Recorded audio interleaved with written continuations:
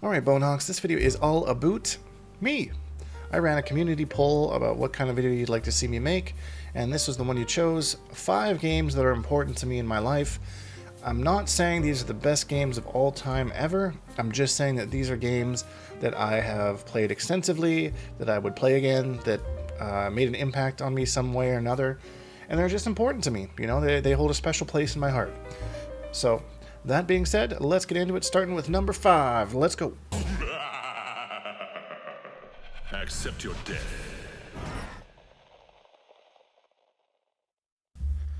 Coming in at number 5 is Command & Conquer 3: Tiberium Wars. I really liked the Nintendo 64 version of Command & Conquer, and I decided to pick it up as a young adult. I think I would have been in my late teens, early 20s when this came out, and I played the crap out of it.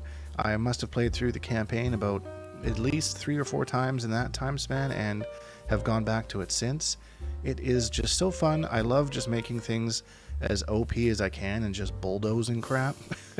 And that's what I would do in this game, is just build the most disgusting base and just steamroll the opponent, and I just had loads of fun doing it. So yeah, there's definitely lots of late nights playing this game, and it's the 5th one on my list.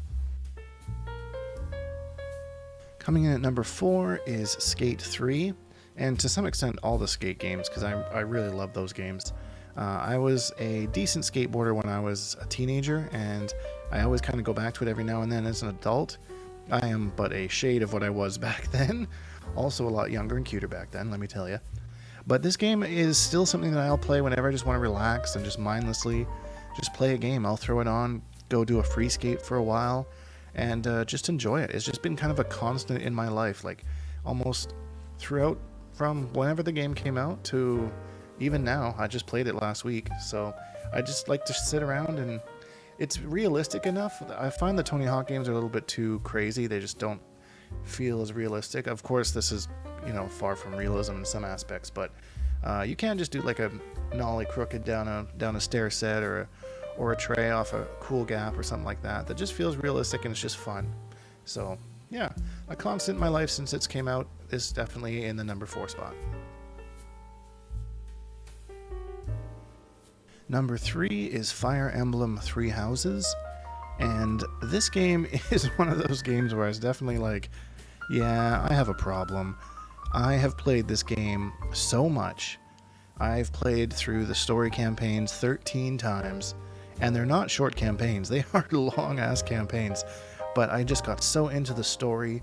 There's just so many things you can do in this game. It is such a great game, and I was very disappointed in the follow-up game, Engage. Not nearly as good as this game. But I had so much fun diving into the universe. Just really the writing was great, really got into the characters, and yeah, I played it more than any person probably should play a video game.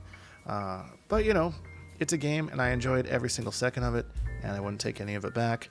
The story is amazing. If you're ever looking for kind of like a turn-based strategy game and you're that kind of person, if you're into that, you've probably already tried this, but hey. Number 2 is pretty much the entirety of the Mortal Kombat franchise, but pretty much exclusively MK9. This game gave me so much opportunity, and I met so many cool friends, people that I had been playing online with for a decade, and I finally got to meet at tournaments and stuff like that. I got to travel, I got to see more of the world than I previously had. This game just changed a lot of things for me in my life, and I am just so grateful for this particular one. But Mortal Kombat in general. I wouldn't be here talking to a microphone if it wasn't for that game franchise, so definitely second most important game in my life is Mortal Kombat, specifically Mortal Kombat 9. And the number 1 most important game of my life, I know, I'm predictable, it's Shining Force 2. This game was gifted to me by my aunt when I was about probably 7 or 8 years old, and I had no idea what it was, and I played it, and I absolutely loved it, and every time I see anything regarding this game, it just really brings me back to being a kid and sitting down and playing it with my brother. He used to love to watch me play video games. He wasn't much of a gamer himself. We played a couple multiplayer games, but he preferred to watch. There was one particular part in this game where there's like the screen is shaking, there's an earthquake. There's no actual timer, you can get out whenever you want, but he always got scared and was like, oh, go, go, go, go.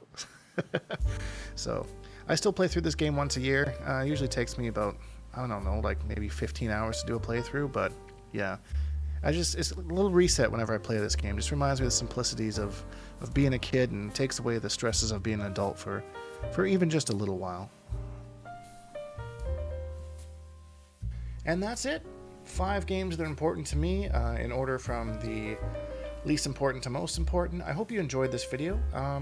I really do appreciate you sticking around and watching my content. I've said this before, there's so many people making Mortal Kombat 1 content that I really do appreciate that you choose to put me on your watch list for that stuff. It really makes me feel like I'm doing something, you know, I'm out there in this world. So and today you learned a little bit more about me. So that being said, if you enjoyed this video, please leave a like because it really helps me out, and subscribe if you haven't, because I make new videos almost every single day.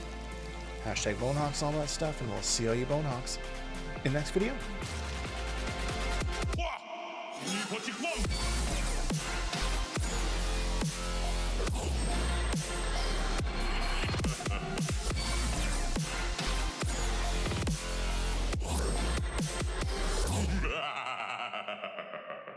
Accept your death.